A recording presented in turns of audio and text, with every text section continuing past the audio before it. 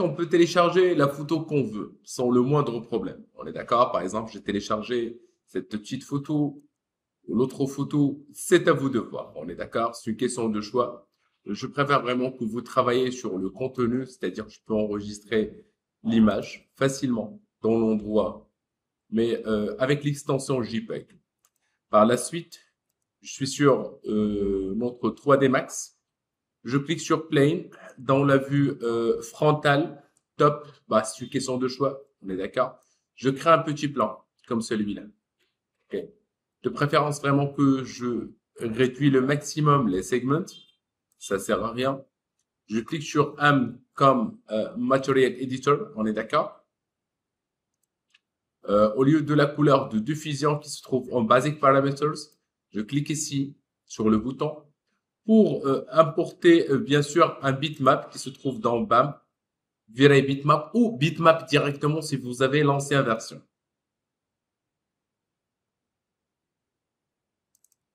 Je prends la photo que je veux détourer pour info. D'accord? Je prends par exemple cette photo qui contient beaucoup d'informations. Maintenant, il est importé la même chose. Assign material to selection and show shaded material in viewport. L'étape suivante, je sais que je ne peux pas travailler dans une vue 3D, c'est hyper impossible. Ok, donc je vais travailler certainement dans la vue 2D. Mais quand vous voyez, c'est vraiment pas possible parce qu'on a la vue wireframe. Je clique ici, default shading. Maintenant, c'est lazy. De préférence vraiment aussi que le fond soit dans 0, 0, 0. Ok, il soit centré. Et Alt W. Quand vous voyez le plan, je peux le bouger où je veux. CTRL Z, bouton droit, Object Properties. Donc, je cherche les propriétés de l'objet. Anglo Freeze, c'est-à-dire gelé. Euh, euh, Show Frozen in Gray désactivé pour qu'il ne soit vraiment pas en gris. Car maintenant, notre plan est totalement verrouillé. Je ne peux pas le déplacer n'importe où. Par la suite, je clique sur Ajouter et les lignes et je commence le dessin. C'est-à-dire, je peux par exemple, allons-y, si je veux travailler sur cet objet-là, ok, je commence le fait de créer notre première ligne.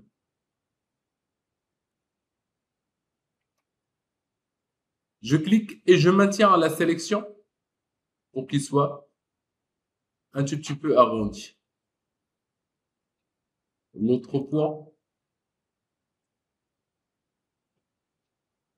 et je commence. Je crée par exemple une petite ligne comme ça, une autre ligne, un autre point, un autre point, un autre point.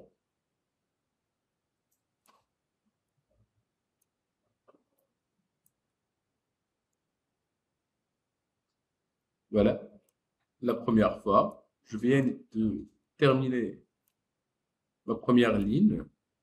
Pas forcément qu'il soit vraiment parfait au début, parce que nous allons apprendre comment gérer l'ensemble des points. Je clique sur le point de départ pour fermer la sélection. Bah, la même chose ici.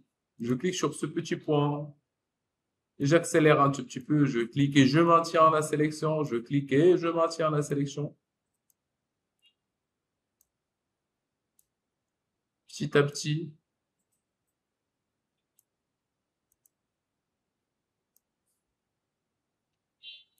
S'il y a une erreur, je clique sur la touche de suppression, comme ça.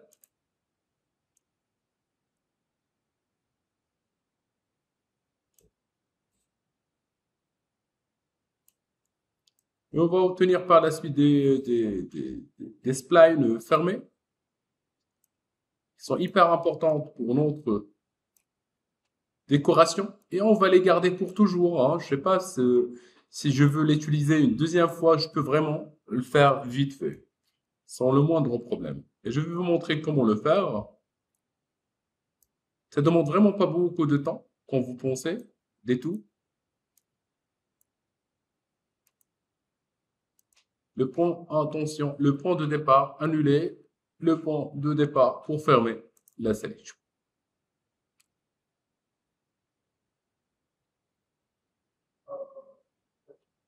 Le zoom pour zoomer ou dézoomer. Bah, la même chose pour le reste. Je clique sur Line. Je vais essayer de détourer le maximum que je peux faire.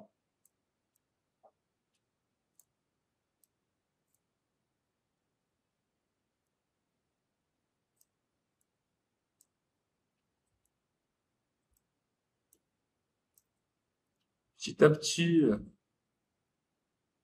et le rendu commence à donner.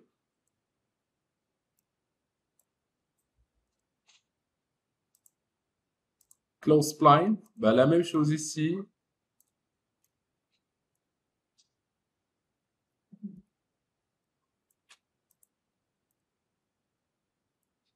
Et je close spline.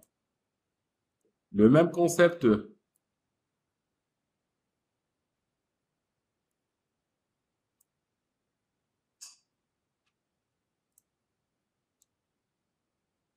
Ça paraît ennuyeux, pardonnez-moi,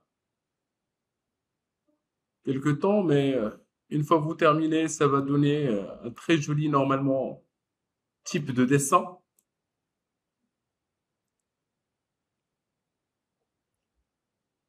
Sur le même point, close spline. Je pense que on est presque terminé parce que la deuxième partie, on va juste la dupliquer. J'ai les deux formes plus l'autre forme et ainsi de suite. Supposons que maintenant j'ai terminé cette partie. Donc, je peux sélectionner silence. Merci. Donc, je viens de terminer ma première partie et je veux vraiment la gérer autant que line et point. Si je clique sur cette forme, et je clique sur Modify, je trouve qu'il y a plusieurs points, c'est-à-dire je peux cliquer sur un point, je peux facilement gérer la question des courbes.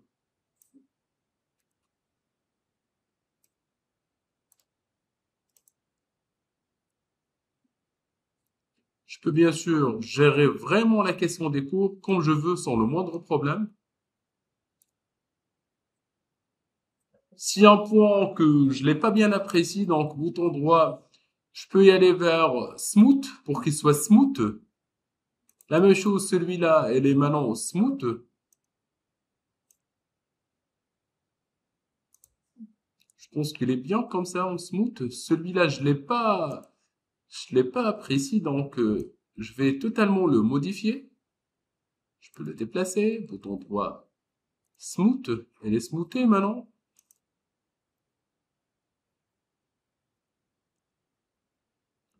Aussi celui-là, je vais le smoother. Bah oui, il vaut mieux. Je pense que je vais tout sélectionner et smoother. Et ainsi de suite. Je termine cette partie-là, je retourne vers d'autres modificateurs. Je peux tout sélectionner, voir si ça marche avec Smooth directement, si ça donne. Oui, et je vais le garder. Je ne pense pas que j'ai assez de temps pour modifier chaque forme d'une manière indépendante.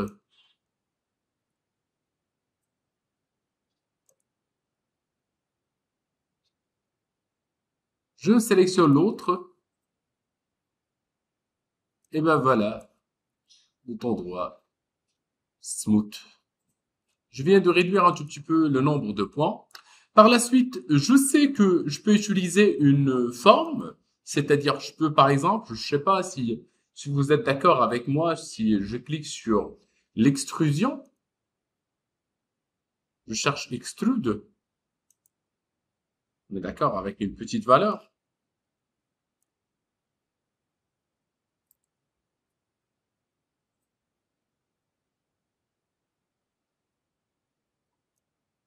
Le valeur, l'extrusion, avec une petite valeur qui nous donne quelque chose qui est comme ça, on est d'accord. C'est 19 centimètres, c'est un peu trop. Je prends par exemple juste environ 6 centimètres. On est d'accord. L'autre objet, extrude une deuxième fois. Donc, normalement, il me faut l'extrusion au début. Il faut qu'il soit une forme fermée.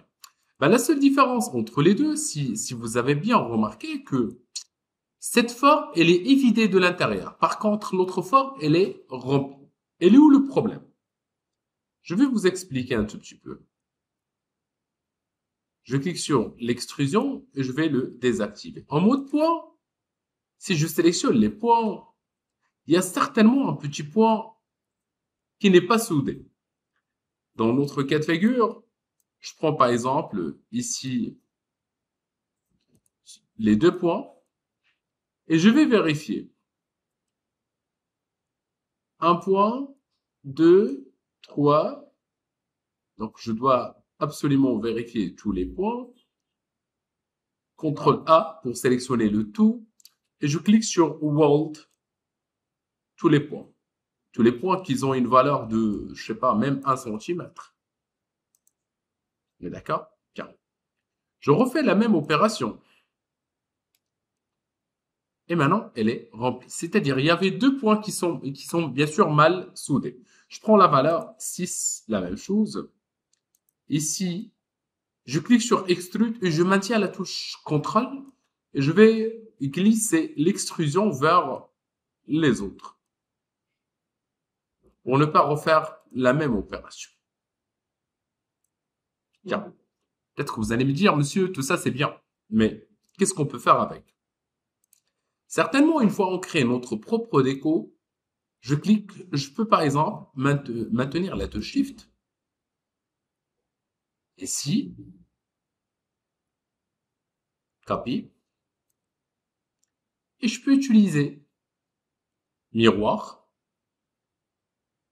nos clones. Et voilà. On a dupliqué l'objet. En effet, si je clique sur H, je cherche le box qui est gelé, le plane qui est gelé, je le sélectionne et je peux le supprimer. Si je prends par exemple, je sais pas, un petit box cette fois.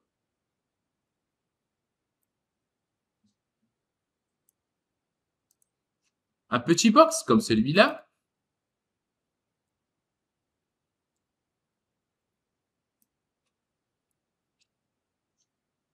Et je le déplace. C'est-à-dire, je prends le box, je le déplace un tout petit peu comme ça. Et je clique sur Ajouter, Compound Object, Boolean, Start Beacon. Et je vais tester l'opération de Start Beacon avec des objets qu'on a déjà créés. Ce qui est vraiment super bien, qui nous donne bien sûr de la déco durant la création. On est d'accord? Bien. Maintenant, on a l'idée, CTRL Z. Ce que je veux faire maintenant, c'est le fait de sélectionner ce petit box et le supprimer. Je prends l'ensemble de mes objets. Je prends un, par exemple. Convert to Editable Poly. Par la suite, je clique sur Attache. Il faut faire attention aux normes colorimétriques. Attache avec celui-là, celui-là. Ils vont devenir une forme avec la même couleur. En effet, ils ont devenu une seule forme. Par la suite, cette forme, je peux la sélectionner directement. Je vais la garder et je passe directement à créer une petite chambre. Soit disant que je veux créer une petite chambre sans le fait d'utiliser un plan Archicad. Je clique sur AEC Extended.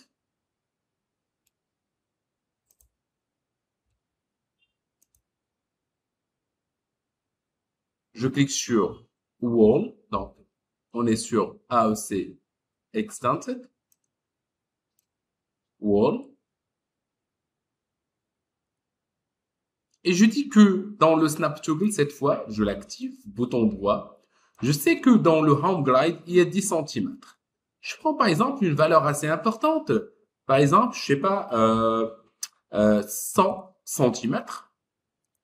En effet, chaque rectangle dans cette vue-là, il contient maintenant 100 centimètres. Si je clique sur le Snap Toggle, j'active le Guide. Il y a l'accrochage. 1 mètre, 2 mètres, 3 mètres, 4 mètres. 1, 2, 3, 4, 5. 1, 2, 3, 4. 2 plus 3, ça fait 5. Et je close. Le bouton droit pour arrêter. Je pense que vous avez bien remarqué qu'il y a quelque chose. Ce sont des murs. On est d'accord? Par la suite, maintenant, on a nos propres murs. Je clique sur Ajouter. Et je vais bien essayer d'insérer, bien sûr, un petit box ici. En cliquant sur le mode Vertex d'accrochage.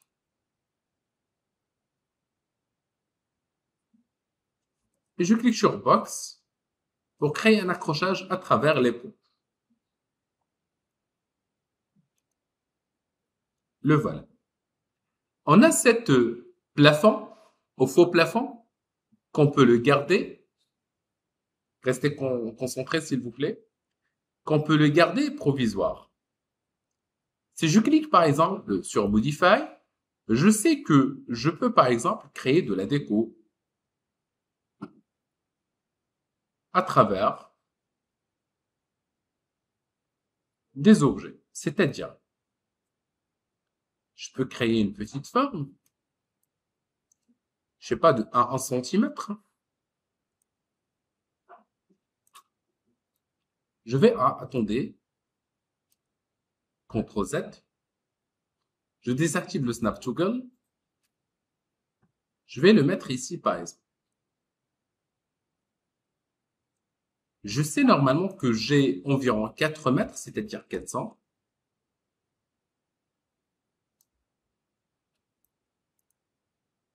Le voilà. Par la suite, ce que je veux faire, c'est prendre mon dessin, la rotation avec Angle Snap Toggle, le Angle Snap Toggle.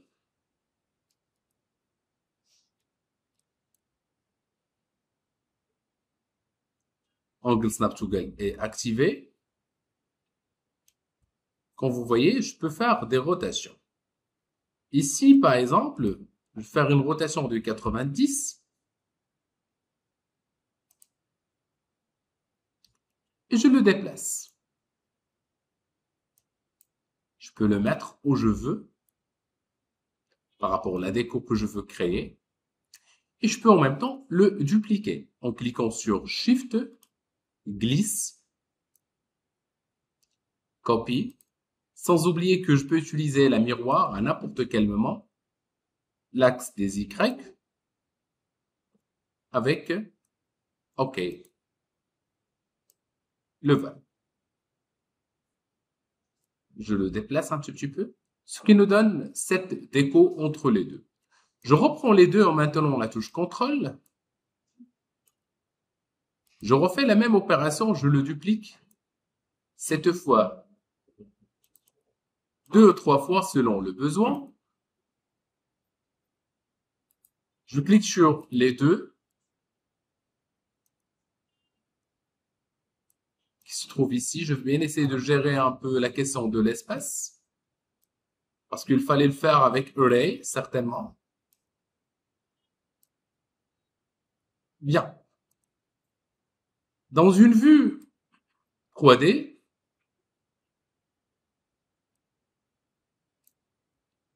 je clique sur les objets. Voilà les objets que je dois normalement sélectionner. Je clique sur Alt pour désélectionner le mur et le plafond et je vais déplacer un tout petit peu mes objets.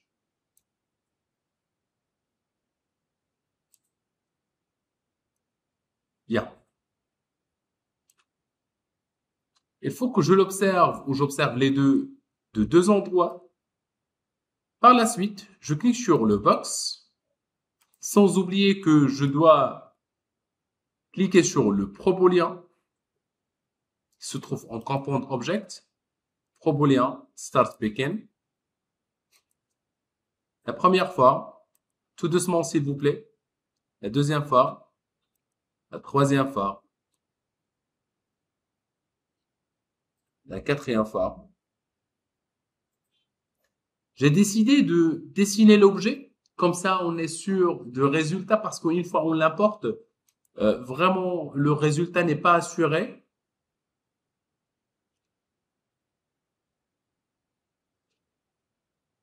Et un peu la dernière fois.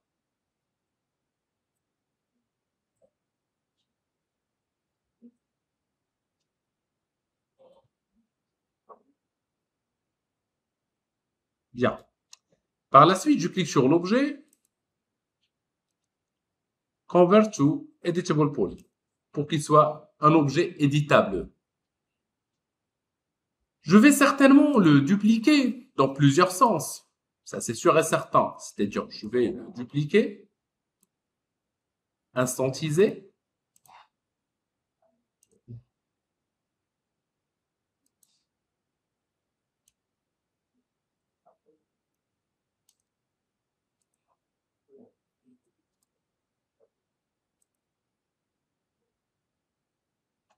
attendez un tout petit peu. Donc, je pense pas qu'il a pris en considération cette dernière modification. Donc, ProBoolean, Start Begin.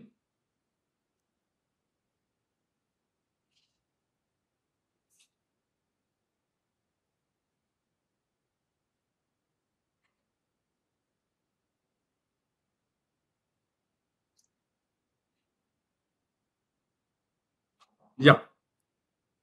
Je refais la même opération. Je clique sur cette forme décorative, Convert to Editable Poly. Je reprends la première, je vais la supprimer. Je prends la forme deuxième fois et je vais la dupliquer.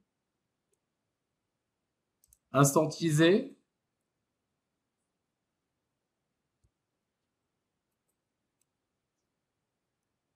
Bien. Par la suite, je refais la même opération cette fois. Instantiser E pour que je puisse facilement faire une petite opération de rotation avec une valeur de 90.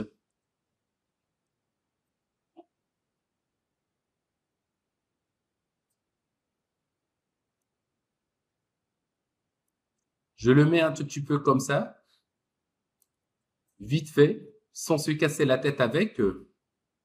Et par la suite, je peux par exemple réduire un peu sa taille en utilisant soit l'outil mise à l'échelle, si vous voulez, soit on peut supprimer une grande partie, une très très grande partie de forme. On est d'accord? Donc c'est à vous de voir qu'est-ce que vous voulez faire. Bien.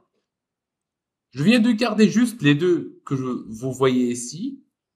Et on va bien essayer de dessiner un tout petit peu des formes sur le mur. Je clique sur le mur. Et je clique sur Added, Shapes. Cette fois, la forme rectangulaire. S'il vous plaît, je clique sur les murs, Isolate Selection. Je clique sur la forme rectangulaire avec AutoGride et je désactive le Snap Toggle d'une manière définitive. Je clique ici pour détecter l'objet ou la ligne. Voilà, j'ai créé une forme rectangulaire linéaire. Je peux y aller vers la modification pour voir un tout petit peu la hauteur, etc. Je prends par exemple une valeur très importante, par exemple 60. Par la suite, je réduis un tout petit peu la taille en dupliquant, donc je déplace celui-là. Je le duplique une deuxième fois en maintenant la touche Shift. Non, c'est copie cette fois. Je réduis la hauteur.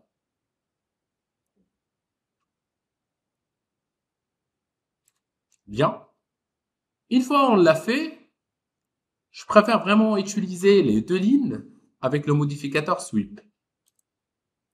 En sweep, je vais utiliser par exemple la forme barre.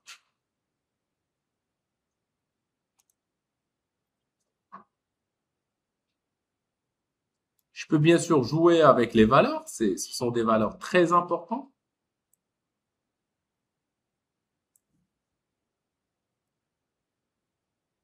Ok. De 1 cm par exemple. Ici, je réduis le maximum. Ok. Je clique sur l'axe d'insertion. Et je teste un tout petit peu.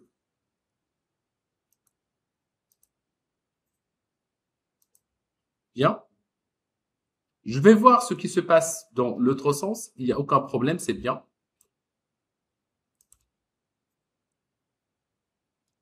Bah, la même chose, je clique sur l'autre ligne, sweep avec les mêmes valeurs. Donc, pour y avoir le fait les mêmes valeurs, je préfère cliquer sur la ligne que vous voyez, la première ligne.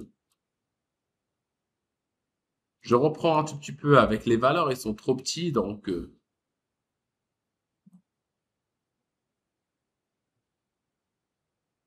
sont des valeurs très importantes maintenant. Je le mets à l'extérieur. Je maintiens la touche CTRL et je glisse la ligne, ou bien sweep, vers l'autre line, ce qui nous donne la même valeur en même temps. Par la suite, je sélectionne les deux et je peux facilement les dupliquer comme je veux. Cette fois, je préfère vraiment le fait d'aller avec des valeurs, ce qui rend un tout petit peu les choses un peu faciles. OK?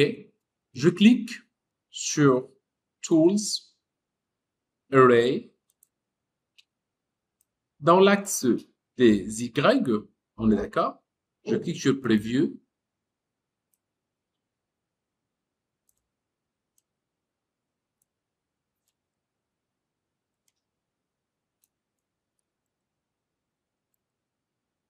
Il faut tester, s'il vous plaît.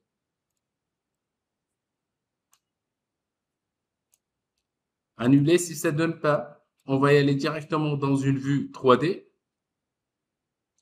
Tools, Array, Preview. Dans l'axe des Y normalement. Oui. Dans l'axe des Y. Voilà, c'est un peu l'espace que je veux gérer entre les deux. Ici, il y a 10, je peux peut-être réduire un tout petit peu.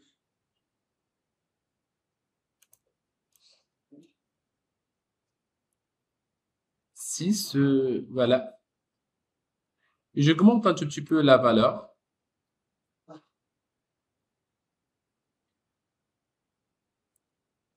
Et je clique sur OK. C'est bon, s'il vous plaît, essayez de appliquer les deux techniques sur les deux côtés. Et par la suite, on va continuer le